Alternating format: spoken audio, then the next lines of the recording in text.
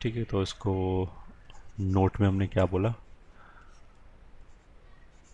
इन above four cases function, ये ठीक है, फंक्शन नीड नॉट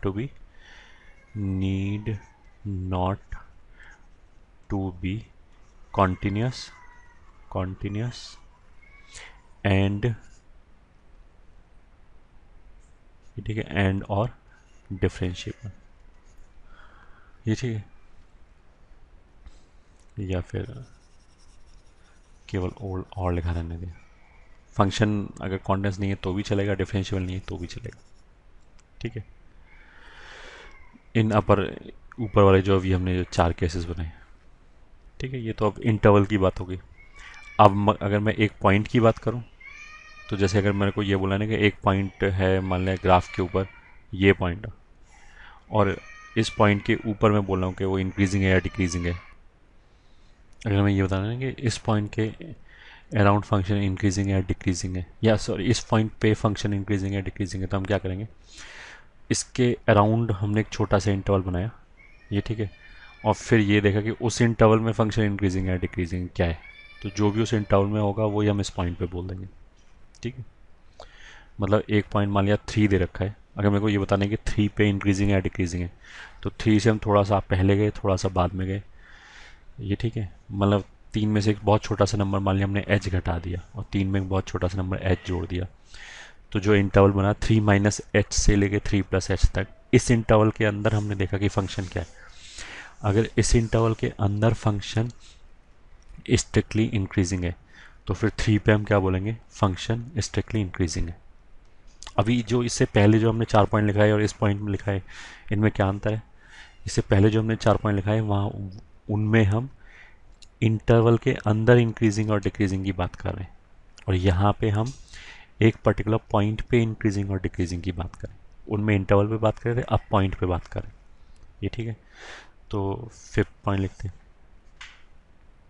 ये ठीक है, अ फंक्शन इज कॉल्ड, ये ठीक है, increasing at point x is equals to x1 if for sum h greater than 0, ये ठीक है, it is increasing in x1 minus h comma x1 plus h,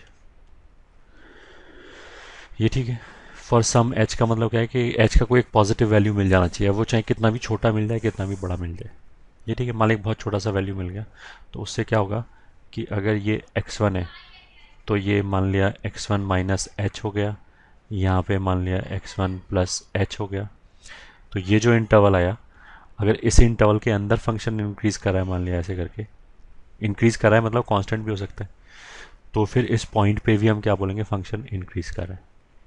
तो अगर इस इंटरवल के अंदर फंक्शन स्ट्रिक्टली इंक्रीजिंग है, तो फिर पॉइंट x1 पे भी फंक्शन स्ट्रिक्टली इंक्रीजिंग है। इसके अंदर अगर फंक्शन स्ट्रिक्टली डिक्रीजिंग है, तो पॉइंट x1 पे भी फंक्शन स्ट्रिक्टली डिक्रीजिंग है, ये चीज़ हो गई, ये ठीक है, तो बस मैंने ये लिखा के छोड़ दिया, बाकी तुम खुद लिख सकते हो, ये ठीक है। इसको और एलेबोरेट करना चाहो तो हम ऐसे लिख सकते हैं, that is for any alpha comma beta belonging to x1 minus H comma x1 plus H, ये ठीक है, if alpha is greater than beta then F alpha should be greater than equals to F beta, ठीक है, क्योंकि increasing की बात करिए, increasing की बात कर रहे हैं, तो अगर अल्फा बीटा से बड़ा है तो अल्फा पे वैल्यू बीटा से बड़ी भी आ सकती है, बराबर भी आ सकती है, ये ठीक है, ठीक है। स्ट्रिक्टली इंक्रीजिंग और इंक्रीजिंग में क्या अंतर है, वापस एक बार और, कि इंक्रीजिंग फंक्शन लगातार बढ़ भी सकता है और कांस्टेंट भी हो सकता है, ठीक है। जैसे अगर मैं तुमसे ये पूछूं कि ये फंक्शन स्ट्रिक्टली इंक्रीजिंग है क्या, तो आंसर मिलेगा हाँ। फिर मैं अगर पूछूं कि ये स्ट्रिक्टली इंक्रीजिंग है क्या, तो आंसर मिलेगा नहीं, ये स्ट्रिक्टली इंक्रीजिंग नहीं है, क्योंकि ये तो यहाँ से लेके यहाँ तक तो कांस्टेंट है। फॉर एग्जांपल मतलब कि एक इंटरवल में अगर कांस्टेंट आ गया तो फिर वो स्ट्रिक्टली इंक्रीजिंग नहीं है। तो अगर मैं बोलूँ कि ये स्ट्रिक्टली इंक्रीजिंग है तो सही है, ये स्ट्रिक्टली इंक्रीजिंग नहीं है। ठीक है, अब अगर मैं बोलूँ कि ये इंक्रीजिंग है तो आंसर इज़ यस। ठीक है, और अगर मैं इधर बोलूँ कि ये इंक्रीजिंग है तो भी आंसर इज़ यस, क्योंकि इंक्रीजिंग में वो ये थोड़ा बोलता है कि बढ़ना नहीं चाहिए। इंक्रीजिंग में तो वो फ्लेक्सिबिलिटी देता है कि बढ़ना चाहिए ये, ठीक है, या फिर कांस्टेंट रहना चाहिए। तो इंक्रीजिंग में तो इफेक्टिवली वो ये बोलता है घटना नहीं चाहिए। तो इसमें भी नहीं घट रहा है, इसमें भी नहीं घट रहा है, तो इंक्रीजिंग तो ये दोनों ही है, बट स्ट्रिक्टली इंक्रीजिंग पहले वाला है। ठीक है, ये समझ में आना चाहिए। आई होप एक पॉइंट पे समझ में आ गया होगा कि कैसे होते हैं। एक पॉइंट के आसपास वाले इंटरवल में जो कर रहा होगा, मतलब अगर इंक्रीजिंग है, डिक्रीजिंग है या स्ट्रिक्टली इंक्रीजिंग है, वही उस पॉइंट पे हो जाएगा। ठीक, ओके। अब डिफरेंशिएबिलिटी की बात कर लेते हैं, डिफरेंशिएशन से बात कर लेते हैं ये। ठीक है, फिफ्थ पॉइंट हो गया उसके बाद next point, sixth point.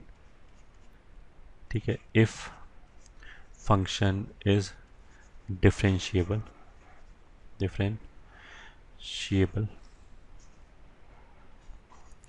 then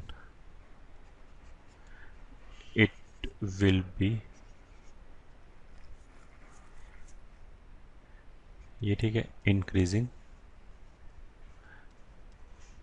in I1 if I1 मतलब कोई interval, if f dash x is greater than equals to 0।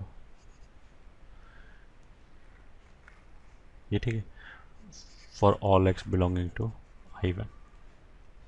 पहला पॉइंट तो ये हो गया। 7 point, F X is differentiable then let f(x) is differentiable then it will be, ये ठीक है, strictly increasing in I1 if, strictly increasing के लिए क्या आना। अच्छा, एफ डैश का तो मतलब पता ही ना कि एफ डैश पॉजिटिव होने का मतलब है कि ग्राफ ऊपर जा रहा होगा। तो लेट, अगर मान लिया फंक्शन स्ट्रिक्टली इंक्रीजिंग है तो इसमें एक थोड़ा सा कैच है। ठीक है, if F dash X is greater than equals to 0 and points corresponding to f dash x is equals to 0 should not lie। ये ठीक है, in an interval। ठीक है, that is they should be discrete point, मतलब अलग अलग रहने चाहिए। ठीक है, एक इंटरवल में नहीं आना चाहिए। तुम्हारे दिमाग में वैसे ये आ रहा होगा कुछ बच्चों के दिमाग में कि एफ डैश एक्स पॉजिटिव हो गया तो ग्राफ ऊपर होगा, एफ डैश एक्स जीरो हो गया तो ग्राफ कांस्टेंट होगा। ठीक है, ये बात सही है कि अगर एफ डैश एक्स जीरो हो जाए किसी इंटरवल में तो उस इंटरवल में ग्राफ कांस्टेंट हो सकता है। ठीक है, तो अब फिर तुम्हारे दिमाग में ये आएगा कि इसमें और इसमें क्या अंतर है।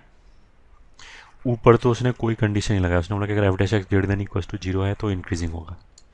नीचे वाले केस में क्या बोला है उसने कि एफ डैश एक्स तो पॉजिटिव ही रहना चाहिए, बट 0 डिस्क्रीट पॉइंट्स पे हो सकता है, अलग अलग पॉइंट्स पे हो सकता है, लगातार नहीं होना चाहिए।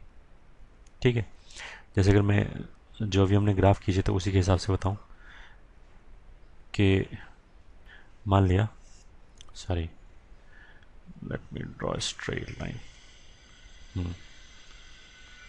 एक तो मान लिया ये ग्राफ है, ये ठीक है, और एक मान लिया ऐसे ग्राफ है, ये ठीक है।